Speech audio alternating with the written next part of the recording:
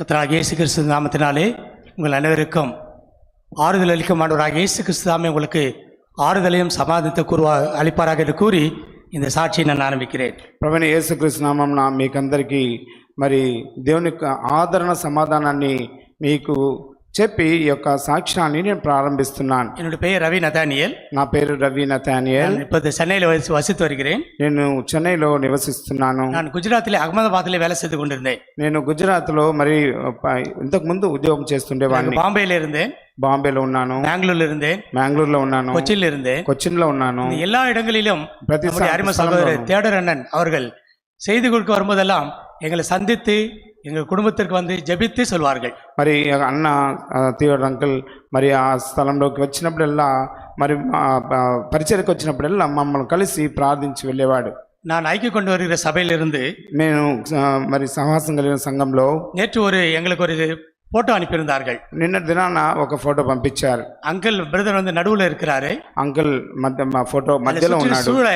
வாலிப சகோதரர்கள் இருக்கிறார்கள்.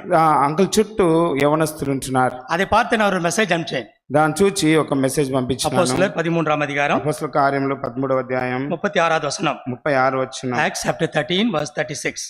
అపోస్తలుల కార్యములు 13:36. தாவீது தன் காலத்திலே தேவனுடைய சித்தத்தின்படி அவருக்கு ஊழியம் செய்த பின்பு நித்திரை அடைந்தான்.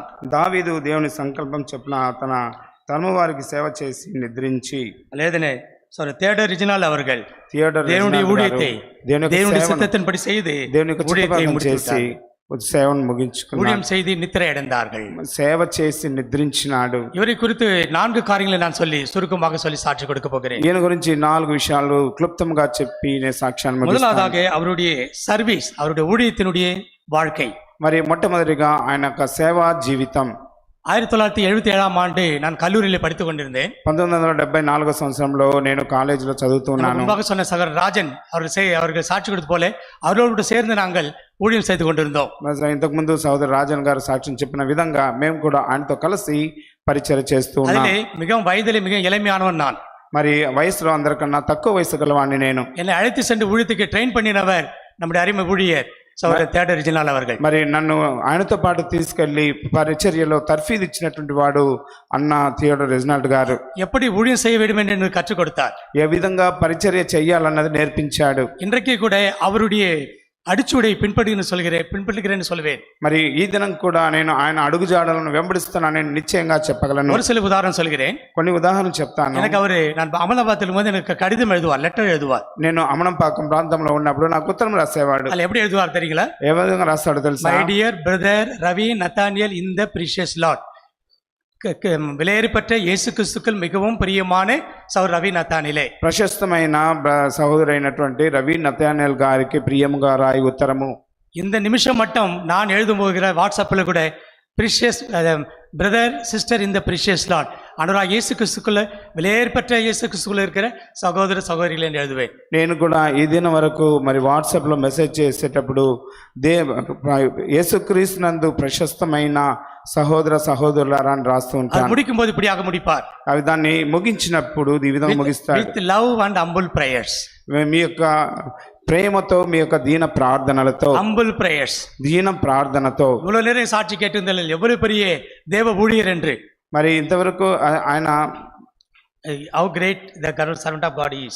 మరి ఆ దేవుని యొక్క సేవకుడు ఎంత మరి ఉన్నతమైన వాడన్న దాన్ని అచ్చకి ஒரு ஊழியர் எழுதும்போது வித் ஹம்பிள் பிரேயர்ஸ் ని சொல்லி இந்த சிறுமியான எனக்கு எழுதுவார். మరి విత్ హంబుల్ ప్రేయర్స్ అని మరి ఎంతో మరి తగ్గించుకుని రాసేవాడు. నా మిగ ஒரு ஏழ்மையான குடும்பத்திலிருந்து வந்தவன். ఎందుకంటే ఒక సాధారణమైన కుటుంబం నుంచి వచ్చిన వాడు. எனக்கு பணம் கிடையாது. మరి నాకు అంత మరి డబ్బులు ఉండేవి కాదు. தாயார் இறந்த போது, మా తల్లి చనిపోయినప్పుడు சகோதரர் தேடர்கள் வந்து என்னை சந்தித்தார்கள். మరి అంకుల్ థియేటర్ గారు వచ్చి నన్ను దర్శించారు. அப்போது என்ன கேட்டார்கள், అప్పుడు మా ఇంటి వారు, అమ్మ ఇறந்து పోయిட்டாங்க, మీ తల్లి చనిపోయింది, உங்களுக்கு யாரு పணం கொடுக்கறாருன்னு கேட்டாங்க. నీకు డబ్బులు ఇచ్చే వాళ్ళు ఎవరున్నారు అని అడిగారు. நான் சொன்னேன் எனக்கு ஆண்டவர் பணம் கொடுக்கறாருன்னு சொன்னேன். మరి నాకు దేవుడు అప్పిస్తాడు అని చెప్పాను. இந்த ஆயிரக்கணக்கான கொடுக்கிற இந்த ஜெகோஷமால நான் வந்து கொண்டிருந்தேன். మరి ஜெகோஷமால 1000 பேர் கூடுவாங்க. మరి జెహోషాములో 1000 మంది కూడుకునే వాళ్ళు. 1000 பேருக்கு என்ன பத்தி தெரியாது.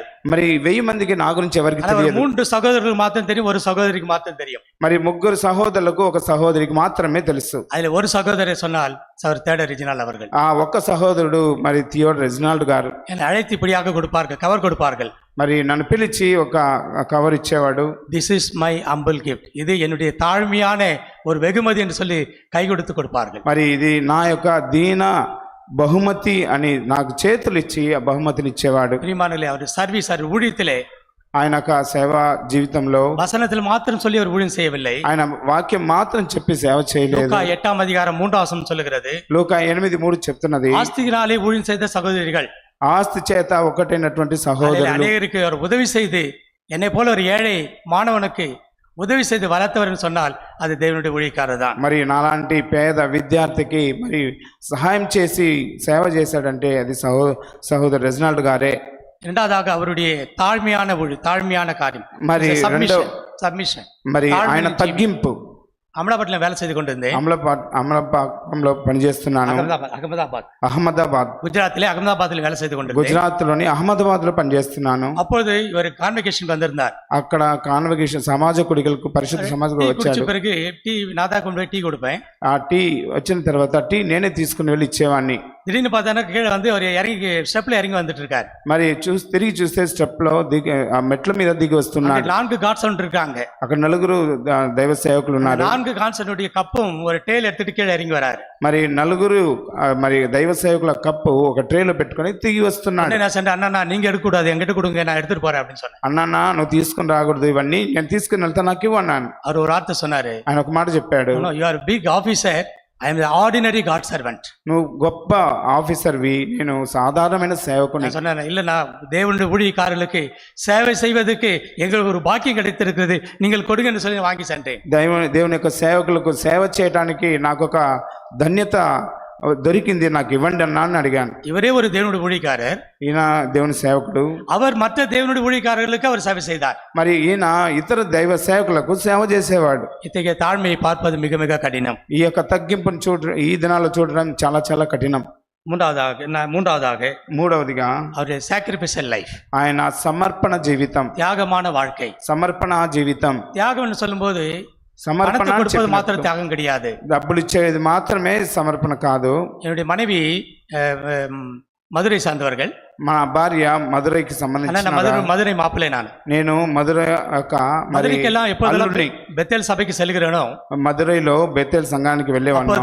தேட்டர் அண்ணன் வந்து ஊழியக்காரராக இருந்தார்கள். అప్పుడు థియోడర్ అంకుల్ అక్కడ సేవకుడిగా ఉన్నాడు. நான் பர்பஸா நான் பண்ணும் 10 மணி மேல தான் போவேன். నేను కావాలని 10 గంటల తర్వాత వెళ్తాను. ஏன்னா முன்னாடி போனா அவர் ஏதாவது மெசேஜ் கொடுத்துருவாரு அப்படின்னு சொல்லிட்டு. ముందు వెళ్తే ఏదైనా వర్తమానం ఇచ్చేస్తాడు పంచుకున్నామని. ஒரு முறை நான் 10:30 மணிக்கு போறேன். ఒకసారి 10:30కు వెళ్ళాను. వర్షిప్ పాట முடியுது. వర్షిప్ పాట ముగించబడుతుంది. వర్షిప్ எடுக்கணும். ఈయనే వర్షిప్ తీసుకోవాలి. நேரா இறங்கி வந்தாரு. నేరు కింది దిగొచ్చాడు. கர்த்தர் உன்னை அங்கே ఆరాధన செய்து கொடுக்கும்படி சொல்கிறார் அப்படின்றார். మరి దేవుడు నిన్ను ఆరాధన వర్తమానం పంచుకోవడానికి ఆహ్వానిస్తున్నాడు. ఆరాధన செய்து கொடுத்து விட்டேன். ఆరాధన వర్తమానం ఇచ్చాను. మీటింగ్ முடிஞ்சது. కూడిక అయిపోయింది. ఆరాధన முடிந்த பிறகு, ఆరాధన అయిపోయిన తర్వాత என்கிட்ட சொல்றாரு, మెయిన్ మెసేజ్ நீதான் எடுக்கணும் அப்படிங்க. మరి నా దగ్గరకు చెప్పాడు, మరి మెయిన్ మెసేజ్ కూడా నువ్వే తీసుకోవాలని. ఇంటర్నేషనల్ స్పీకర్, ప్రియమైన వారలారా, అంతర్జాతీయ వర్తమాన அகில உலகத்தினுடைய பிரசங்கியார், அகில உலகத்துக்கு சபைக்கு சென்று ஊழியர் செய்த ஒரு தேவனுடைய தாசன் ஒரு சாதாரண ஒரு பையனை கூப்பிட்டு செய்தி கொடுக்க வைத்தார். మరి అంతర్జాతీయంగా ఈ యొక్క ప్రపంచమంతా వెళ్ళి సేవ చేసిన సేవకుడు మరి ఒక సాధారణమైన వ్యక్తి అయిన నన్ను పిలిచి వర్తమానాన్ని పంచుకోమన్నాడు. సాక్రిఫైసల్ లైఫ్, ఇది సమర్పణ జీవితం. தாழ்மையான ஊழியத்துக்காக கர்த்தரை ஸ்தோத்திரிக்கிறேன். ఈ యొక్క తగ్గింపు జీవితం కొరకై దేవునికి కృతజ్ఞతాస్తుతులు చెల్లిస్తున్నాను. ஊழியத்திற்காக கர்த்தரை ஸ்தோத்திரிக்கிறோம். ఆయన సేవ కొరకై దేవుని స్తుతిస్తున్నాను. అర్పణికాக நாம் கர்த்தரை ஸ்தோத்திரிக்கிறோம். ఆయన సమర్పణ కొరకై దేవుని స్తుతిస్తున్నాను. சகல ஆறுதல் தேவன் தாமே அவருடைய பிள்ளைகளுக்கும் பேர பிள்ளைகளுக்கும் குடும்பத்தாருக்கும் సభయార్కం ఆరుదలియం సమాధానత అరువారాగే ఆమేన్. మరి ఈ యొక్క సర్వశక్తి గల దేవుడు తన కుటుంబానికి, తన సంఘానికి, తన వారికి అందరికీ సమాధానాన్ని అనుగ్రహించును గాక.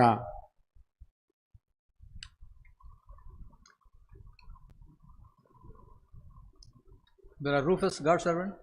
సహోదరుడు రూఫస్, God servant, Chennai. The Rufus, God's servant is here.